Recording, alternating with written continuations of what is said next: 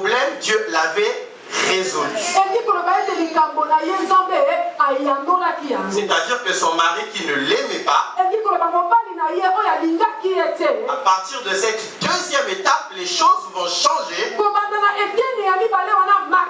elle rend témoignage, elle dit, l'Éternel a entendu ma prière. Continue la lecture, maman Dani.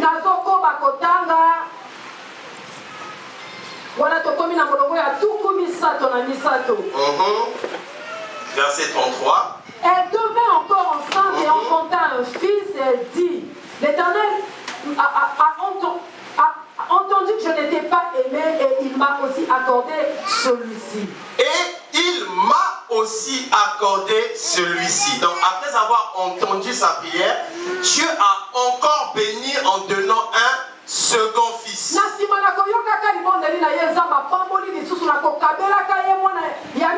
Continue, maman Dani. Et elle lui donna le nom de Siméon. Verset 34. Elle devint encore enceinte. Et enfanta un fils. Et elle dit. En fait, on remarque même que chaque fois qu'elle recevait un enfant, qu'elle rendait grâce à Dieu, Dieu donnait encore. Chaque fois que Dieu la bénissait et qu'elle demeurait fidèle à Dieu, Dieu bénissait encore davantage.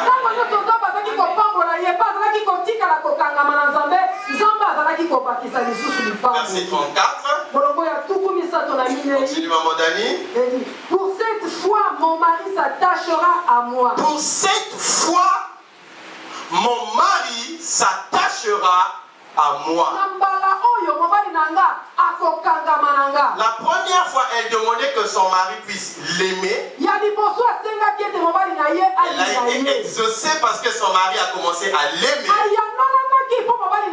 Et lorsqu'elle est rentrée dans une autre dimension, elle ne demande plus l'amour de son mari, mais elle dit, Seigneur, que mon mari s'attache à moi.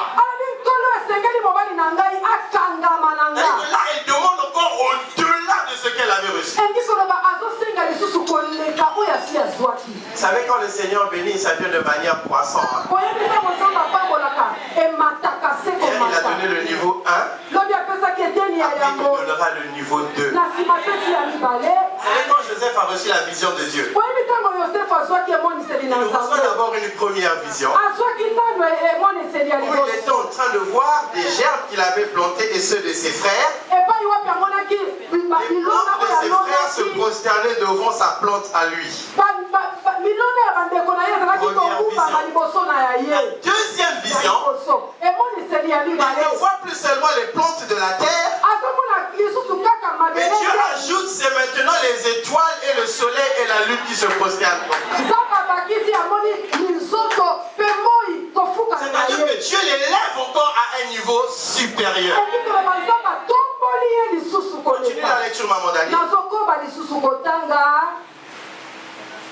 Car je lui ai donné 3 fils.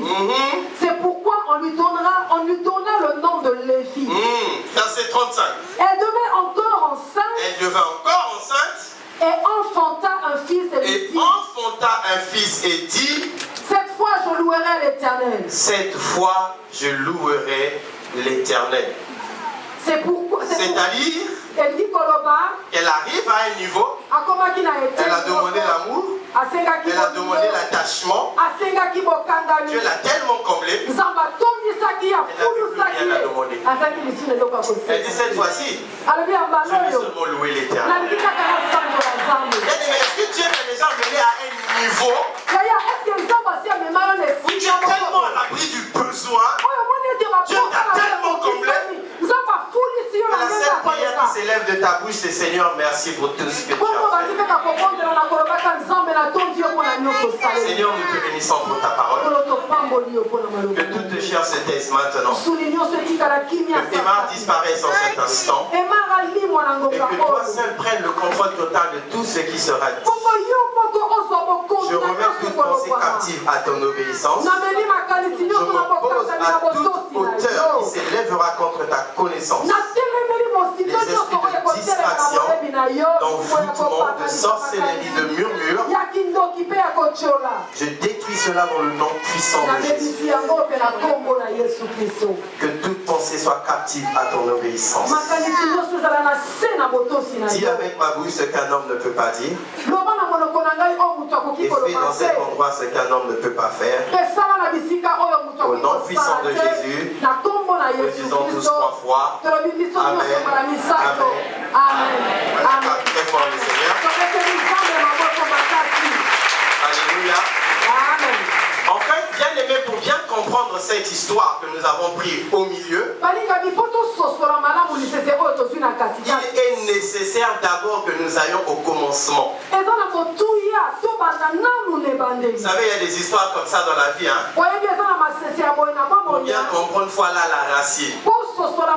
Parce que si tu le prends au milieu, tu ne comprendras rien. En fait, qu'est-ce qui s'est passé exactement là? Nous allons lire très rapidement juste le verset 16. Pour comprendre la genèse de ce que nous venons de lire tout à l'heure. La Bible dit, or Laban avait 2 filles. L'aînée s'appelait Léa. Répétez après moi Léa. Et la cadette s'appelait Rachel. Rachel. Alléluia. Donc c'était ici une famille. Un papa, un frère qu'on appelait Laban. Et ce frère Laban, il avait 2 filles.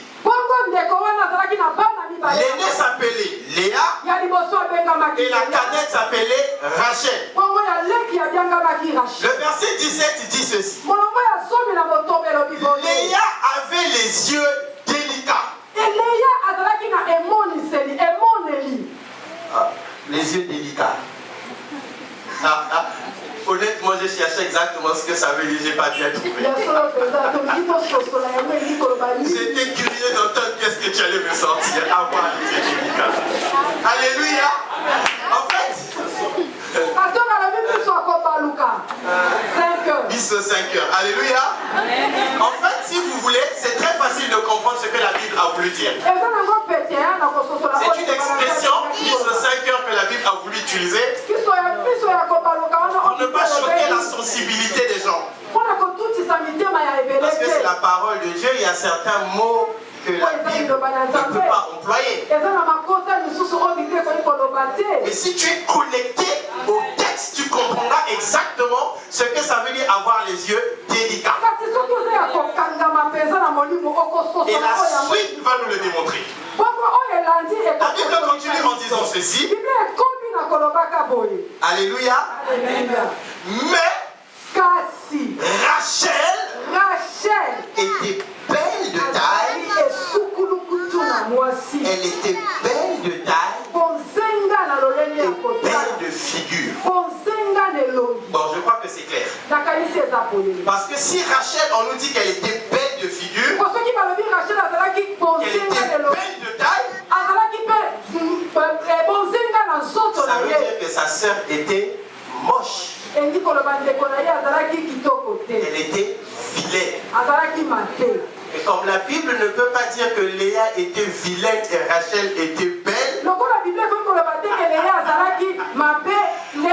pour ne pas choquer la sensibilité des gens, on utilise simplement l'expression mis au 5 heures. À ne pas que les yeux délicats. Est-ce qu'il y a des gens qui ont les yeux délicats dans cette salle? Dites un amen bien. Alléluia. Alors, bien aimé, lorsqu'on regarde cette histoire, rien que par ce commencement, on peut avoir l'impression que cette histoire commence par une certaine forme d'injustice. Une certaine forme d'inégalité. C'est-à-dire que tu as l'impression que la vie aimait une personne, mais la vie en haïssait une autre. Qu'est-ce que tu es en train de dire, pasteur Emmanuel?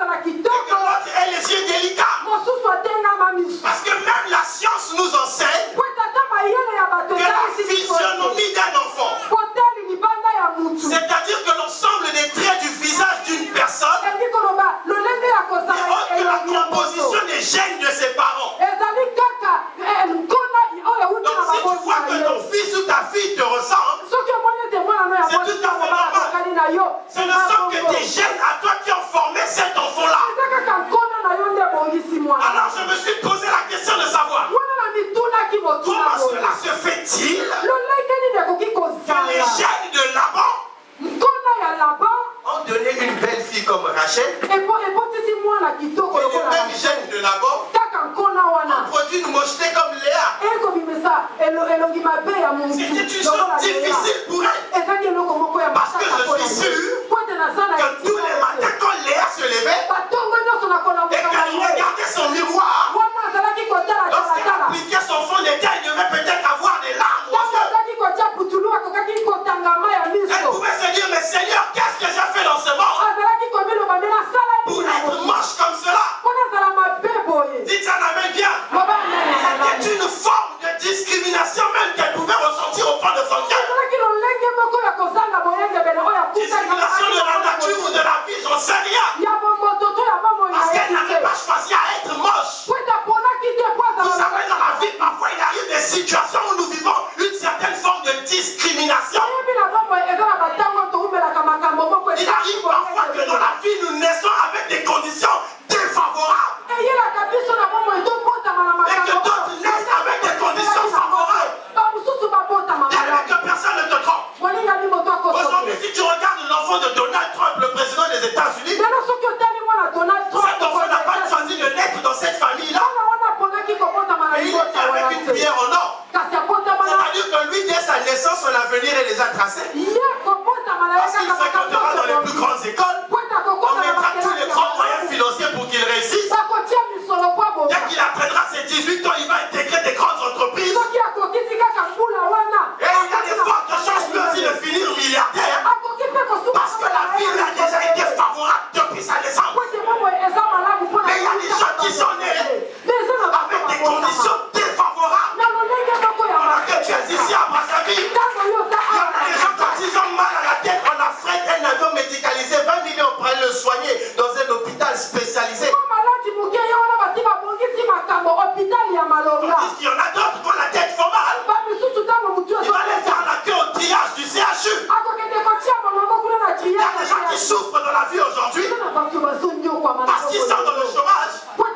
Ils sont dans le chômage parce qu'ils n'ont pas fait des grandes études. Ils n'ont pas fait des grandes études. Ce n'est pas parce qu'ils étaient bêtes. Des gens parfois qui étaient très intelligents. Mais il est né dans une famille tellement défavorable qu'il n'y avait personne pour soutenir ses études. Vous savez, il peut y avoir parfois des sentiments de révolte dans le cœur. Où tu peux avoir l'impression que tu es venu sur la vie pour accompagner les autres. Pendant que les autres roulent dans des voitures climatisées. Ils construisent des maisons à l'étage. Dans le bâtiment, pour toi, c'est 100 comme la télé 100 francs. Des conditions difficiles. Des conditions difficiles. Ah, dites un amen que je continue. Et parfois, on est là, on se plaint. Mais les conditions dans lesquelles je suis en train de vivre, pourquoi une telle difficulté? Je vais parler à un enfant de Dieu ce matin. Je vais parler à quelqu'un qui traverse des moments difficiles.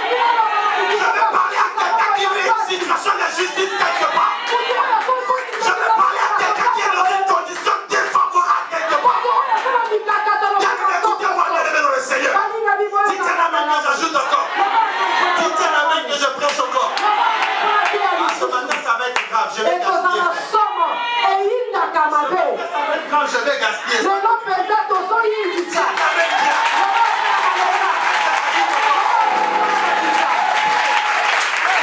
vais te dire quelque chose. Pasteur Vivi, la parole de Dieu que nous lisons est centrée en deux principaux messages. Deux principaux messages que moi j'appelle les deux glorieux secrets de l'évangile. Le premier message central que la Bible nous enseigne. La Bible nous parle du roi.